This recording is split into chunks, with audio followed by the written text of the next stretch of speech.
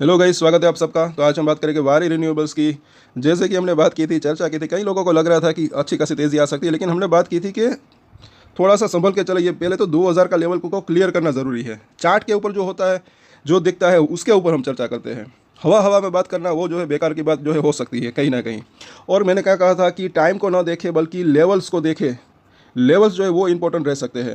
तो अभी आगे कहाँ पर जा सकता है प्राइस, वो हम देखेंगे। सबसे पहले अगर आपकी इसके अंदर होल्डिंग है तो हमारे चैनल को सब्सक्राइब जरूर कर लें। इसके ऊपर हम डेली टेक्निकल चार्ट के ऊपर एनालिसिस करते हैं। आज 1900 के आसपास की क्लोजिंग रही।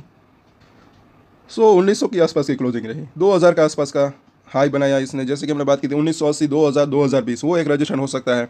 अब यहाँ पर जो है इसका आईपीओ जो है इसका नहीं बल्कि वारी एनर्जीज का, वो अगले महीने आ सकता है। तो थोड़ा सा यहाँ पर अगर देखें तो स्ट्रेंथ तो बनी रह सकती है, लेकिन लेवल्स क्या हो सकते हैं, सपोर्ट और रेजिस्टेंस, वो हम देखेंगे। वॉल्यूम देखें तो ठीक ठाक रहा। 2,28,000 के आसपास की जो है डिलीवरी उठी आज के दिन। 100% डिलीवरी के अंदर है ट्रेड टू ट्रेड सेगमेंट में। 15 मिनट का चार्ट देखें तो क्या हुआ कि सवेरे से ही वो हाई तो इसने बना लिया, लेकिन आज क्या था इसके अंदर गिरावट की वजह, एक तो बाजार के अंदर भी गिरावट थी।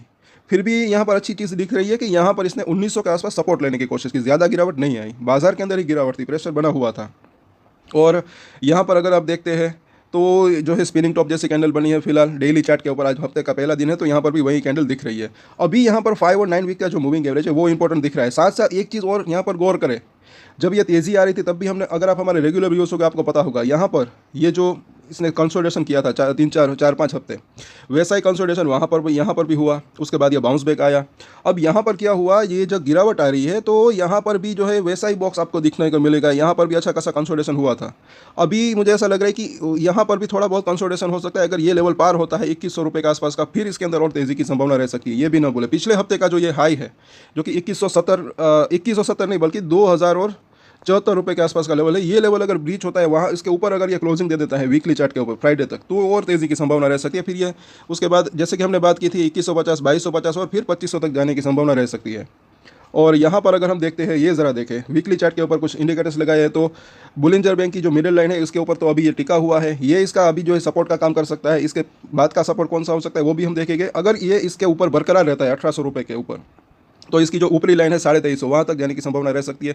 पिछली बार भी हमने बात की थी, अभी ये थोड़ी थोड़ी नीचे आ रही थी, लेकिन अब ये इस तरीके से कर्व लेना स्टार्ट किया।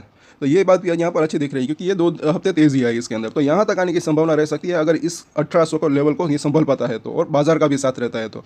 यहाँ पर अगर डेली चार्ट के ऊपर देखें तो 2050 ये अभी इसकी ऊपरी लाइन है। यहाँ पर जो है इसके शॉर्ट टर्म की बात करें तो वहाँ पर रजिस्ट्रेशन फेस कर सकता है, लेकिन इस लेवल को टकराता है तो ये लाइन अभी क्या कर रही है, ऊपर जा रही है। तो धीरे धीरे कर ये और ऊपर जा सकती है। तो वो 2350 तक जाने की संभावना रह सकती है अगर 1850 को संभल पाता है तो। और साथ साथ यहाँ पर देखें एमएससीडी को तो हल्की सी स्ट्रेंथ इसके अंदर घट रही है, जो पहले बढ़ रही थी, तो वो भी ना भूले। और ये हम देखें यहाँ पर आरएसआई को 65 के आसपास है, न्यूट्रल कंडीशन इसकी दिख रही है। और एक चीज़ है कि 21 दिन का मूविंग एवरेज वो भी 1713 के आसपास है। वो लेवल काफ़ी इंपॉर्टेंट मुझे दिख रहा है। जब तक इसके ऊपर बरकरार है तब तक ऐसा लग रहा है कि स्ट्रेंथ जो है वो बड़ी हुई, स्ट्रेंथ मतलब कि है इसके अंदर, क्योंकि ये लेवल काफ़ी इंपॉर्टेंट रह सकता है। पिछली बार जो है काफ़ी बार इसके ऊपर जाने की कोशिश हुई थी लेकिन जा नहीं पाया था। तो अब यहाँ पर इसके थोड़ा सा ऊपर नीचे अगर देखें तो संभलता है तो भी जो है स्ट्रेंथ तब तक जो है ऐसा मानकर चल सकते हैं। सो ओवरऑल अगर देखें तो अब इसके सपोर्ट और रेजिस्टेंस देख लेते हैं।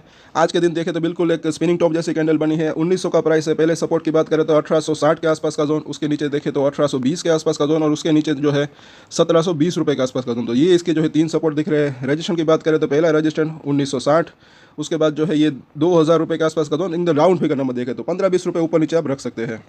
बस ये लेवल पार होते हैं उसके बाद जो है 2150, 2250 और 2500 तक जाने की संभावना रह सकती है। कल वापस से चर्चा करेंगे इसके ऊपर। तब तक के लिए अगर आपकी इसके अंदर होल्डिंग है तो सब्सक्राइब जरूर कर लें हमारे चैनल को। टेक्निकल चार्ट काफ़ी यूजफुल रह सकते हैं और अभी वॉलेटिलिटी रह सकती है इसके अंदर, क्योंकि इसका आईपीओ जो है अगले महीने ही मतलब कि आ सकता है, ऐसा लग रहा है कहीं ना कहीं। इसके ऊपर भी चर्चा करेंगे, इसका आईपीओ कैसा रह सकता है और क्या साइज़ रह सकती है, वो सब भी हम चर्चा करेंगे। तब तक के लिए सब्सक्राइब जरूर करें हमारे चैनल को। और एक स्टैंडर्ड डिस्क्लेमर जो कि मैं हमेशा देता हूँ, आप कोई भी ट्रेड ले उससे पहले अपनी रिसर्च करें, अपने फाइनेंशियल एडवाइजर की सलाह ले, उसके बाद ही कोई डिसीजन ले, और डिसीजन ले तो उसकी जिम्मेदारी मेच्योरिटी के साथ खुद ही ले। ये वीडियो मैंने एजुकेशन पर्पस के लिए बनाई, मेरी तरफ से कोई भी बाय या सेल की रिकमेंडेशन नहीं है। Thank you.